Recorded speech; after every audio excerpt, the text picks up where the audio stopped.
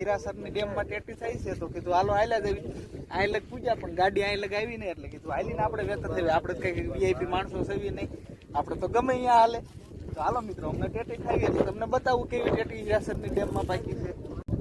તો મિત્રો ફાઇનલી આપણે પહોંચી ગયા હતા ટેટીના ઢગલે ભાઈ આ ટેટીનો ઢગલો જરાક બતાવી દેજો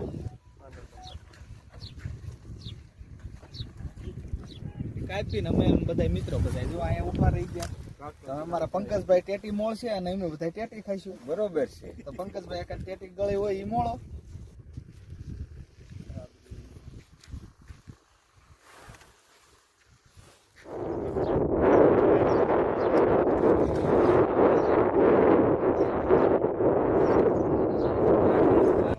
મિત્રો અમે ટેટી ખાઈને પાછા વેળ્યા કીધું થોડી ટેટી ઘરે લઈ જાય પણ 60 મણ ટેટી લીધી